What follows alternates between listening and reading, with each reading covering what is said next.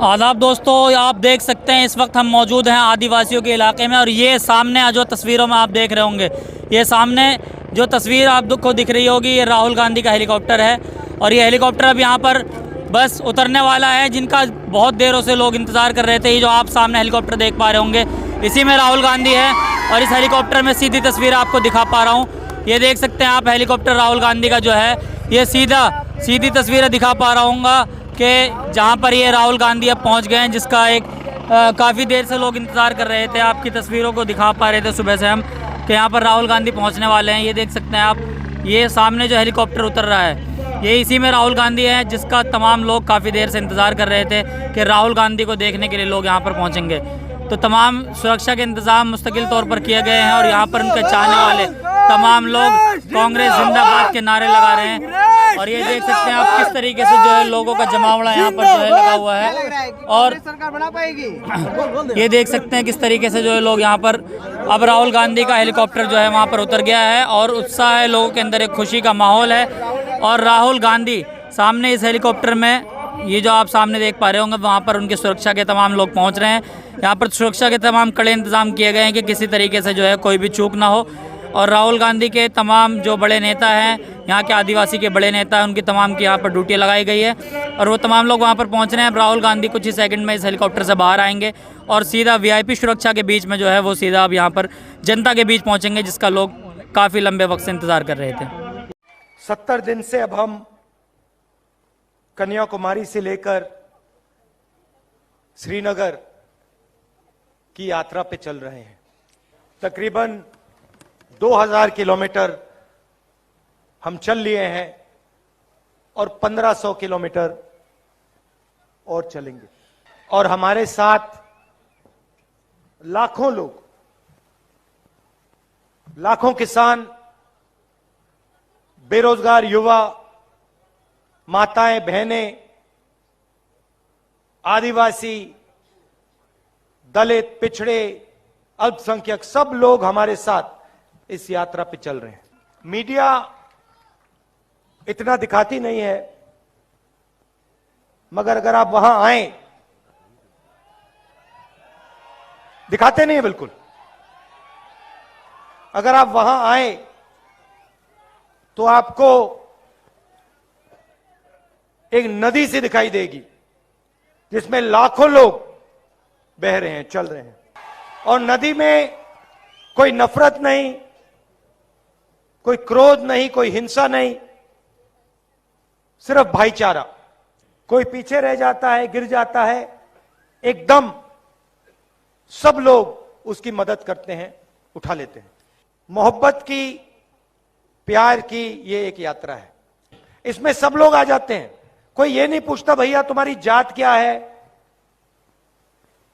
धर्म क्या है, भाषा कौन सी बोलते हो, आयु क्या है, बुजुर्ग हो, जवान हो, महिला हो, पुरुष हो, कोई नहीं पूछता।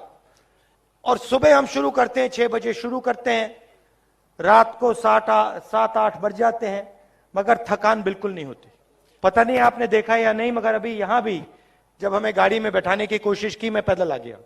यात्रियों के पैर छिल गए, 2 हमारे यात्रियों की मृत्यु हो गई, शहीद हो गए, मगर यात्रा नहीं रुक रही। और मैं आपको बता भी नहीं सकता, मतलब कितनी मोहब्बत, कितना प्यार जनता हम सबको वहां दे रही है। मैं आज गुजरात आया और ये रास्ता महात्मा गांधी जी ने गुजरात से हिंदुस्तान को दिया था। हिंदुस्तान को जोड़ने का काम महात्मा गांधी जी, जो गुजरात के थे, एक गुजराती थे, उन्होंने किया था। इस यात्रा में भी आपकी सोच है, आपके संस्कार हैं, आपका इतिहास है, आपकी हिस्ट्री है। यात्रा में खुशी हो रही है, मगर दुख भी है। आप पूछोगे दुख किस बात का? भारत जुड़ रहा है, कोई नफरत नहीं है, हिंसा नहीं है, भाईचारा है, तो दुख किस बात का? भाई और बहनों, दुख किसानों से बात कर कर होता है, युवाओं से बात कर कर होता है, आदिवासियों से मिलकर होता है। किसानों को सही दाम नहीं मिलता, बीमा का पैसा नहीं मिलता, कर्जा नहीं माफ होता, युवा बेरोजगार हैं, उनके सपने टूटते जा रहे हैं। कोई इंजीनियर बनना चाहता है, पढ़ाई की, माता पिता ने पैसे डाले, आज मजदूरी कर रहा है। कल शाम को एक युवा हमारी यात्रा में आया, उसका नाम राम था। मेरे से गले मिला और रोने लगा। मैंने उससे पूछा, क्यों रो रहे हो, क्या हो गया? कहता है, कोरोना में मेरा पूरा परिवार मर गया। राहुल, मैं अकेला हूं, मेरा कोई इस दुनिया में नहीं है। अस्पताल में मैंने डॉक्टरों के सामने हाथ जोड़े, रोकर हाथ जोड़े, मेरे माता पिता को उन्होंने नहीं बचाया। मेरे हाथों में मेरी मां ने अपना दम तोड़ा। राहुल, मैं बेरोजगार हूं, मुझे कोई रास्ता नहीं दिख रहा है। यह युवा अकेला नहीं है भाइयों और बहनों, ऐसे लाखों युवा हिंदुस्तान में हैं। आदिवासियों से बात करो तो कहते हैं हमारी जमीन छीनी जा रही है, बिना हमसे पूछे हमें हटा दिया जाता है और किसी इंडस्ट्रियलिस्ट को, किसी अरबपति को हमारी जमीन दे दी जाती है। कोई मुआवजा, कोई कॉम्पेंसेशन नहीं मिलता, हमें परे कर दिया जाता है और हमारी जमीन, हमारी मां उद्योगपतियों के हवाले कर दी जाती है। और यहां भी वही काम हो रहा है। इसलिए आपने अनंत के लिए ऐसी ताली बजाई, क्योंकि ये आपकी जमीन के हक के लिए लड़ रहा है, आपके भविष्य के लिए लड़ रहा है। इसने कहा कि हम लड़ेंगे, इसको कहना चाहिए हम जीतेंगे। आदिवासियों के साथ मेरे परिवार का बहुत गहरा रिश्ता है। मैं आपको एक कहानी बताना चाहता हूं। मैं छोटा सा लड़का था, 6-7 साल का। दादी ने मुझे, इंदिरा जी ने मुझे एक किताब दी, मुझे सबसे अच्छी लगती थी। उसमें फोटो की किताब थी, तो उन्होंने मुझे एक किताब दी, इतनी बड़ी थी, फोटो की किताब थी। 6 साल का बच्चा था, मुझे आदिवासियों के बारे में इतना मालूम नहीं था। किताब का नाम था तेंदु एक आदिवासी बच्चा, और उसमें किताब एक आदिवासी बच्चे के बारे में थी और सारे के सारे चित्र, सारे के सारे फोटो जंगल के बारे में, उस बच्चे के बारे में, उसके जीने के तरीके के बारे में थे। और मैं दादी के साथ ये किताब पढ़ता था। दादी मुझे समझाती थी, फोटो दिखाती थी। एक दिन मैंने दादी से पूछा, दादी ये जो किताब है ये मुझे सबसे अच्छी लगती है, आपको इस किताब के बारे में क्या लगता है? तो दादी कहती हैं कि राहुल, ये जो किताब है ये हमारे आदिवासियों के बारे में किताब है। ये हिंदुस्तान के पहले और असली मालिक हैं।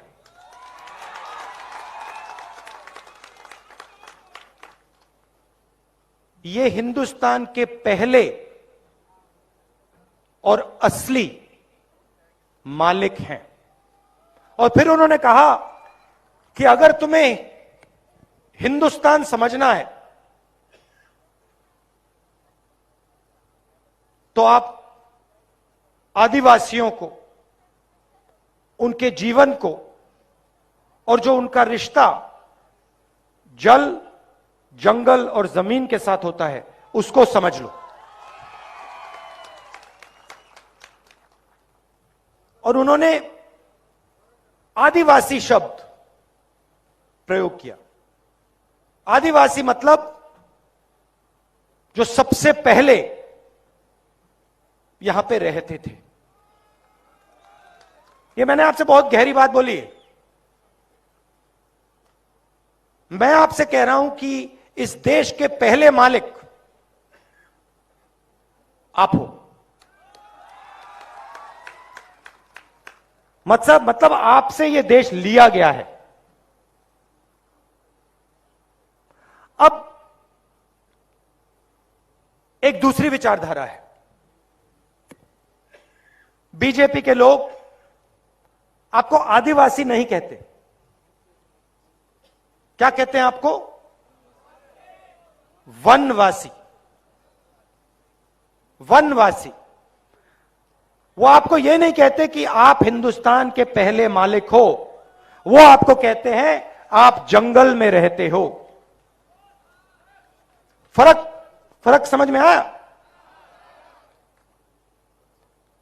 मतलब वो ये नहीं चाहते कि आप शहरों में रहो, कि आपके बच्चे इंजीनियर बने, डॉक्टर बने, हवाई जहाज उड़ाना सीखें, अंग्रेजी बोलें। वो ये नहीं चाहते। वो चाहते हैं कि आप जंगल में रहो। मगर वहां नहीं रुकते। उसके बाद वो आपसे जंगल छीनने का काम शुरू कर देते हैं। सही बात? तो आज से अगर इनका काम चलता गया, 5-10 साल बाद सारा का सारा जंगल इनके 2-3 उद्योगपतियों मित्रों के हाथ में होगा और आपको रहने की कोई जगह नहीं होगी, आपकी शिक्षा नहीं होगी, आपको स्वास्थ्य नहीं मिलेगा, आपको रोजगार नहीं मिलेगा। आदिवासी शब्द का मतलब यह देश आपका था और इस देश में आपको हक मिलने चाहिए, आपको रोजगार मिलना चाहिए, आपको स्वास्थ्य और शिक्षा, आपके बच्चों को स्वास्थ्य और शिक्षा मिलनी चाहिए। वनवासी का मतलब जो भी आपका है वो 2-3 उद्योगपतियों के हवाले कर दिया जाए, आपको कोई हक ना मिले, आपको शिक्षा स्वास्थ्य ना मिले, आपके बच्चों को रोजगार ना मिले। ये 2 अलग अलग दृष्टिकोण है। इन शब्दों का यह मतलब है।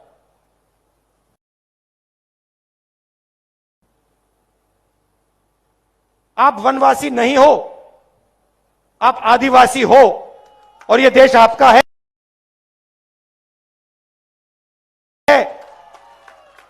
था और रहेगा। और इस देश में आपकी जमीन की रक्षा होगी, आपको शिक्षा मिलेगी, स्वास्थ्य मिलेगा और आपके बच्चों को, युवाओं को रोजगार मिलेगा। हम पैसा कानून लाए, पूरे देश में जमीन अधिकार बिल लाए, फॉरेस्ट राइट एक्ट लाए,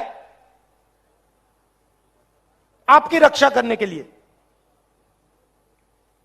जो आपका जल है, आपकी जमीन है, आपका जंगल है, वो आपको वापस देने के लिए क्रांतिकारी कानून थे। मगर बीजेपी की सरकार ने इन कानूनों को लागू नहीं किया, कहीं भी नहीं किया। जहां भी इनकी सरकार है, इन कानूनों को ये कमजोर करते हैं, लागू नहीं करते हैं। यह फर्क है हम में और उनमें। हमने आपको मनरेगा दिया, रोजगार दिया, स्कॉलरशिप्स दी, बच्चों को जमीन का अधिकार दिया। ये आपको नहीं देते, ये सिर्फ आपकी जमीन आपसे छीनते हैं। आपके सामने निर्णय है।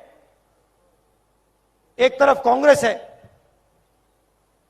आदिवासी, दूसरी तरफ बीजेपी है, वनवासी। एक तरफ आपकी जमीन, आपके हक, शिक्षा, स्वास्थ्य, रोजगार, दूसरी तरफ दुख और आपके सारे के सारे सपने अधूरे।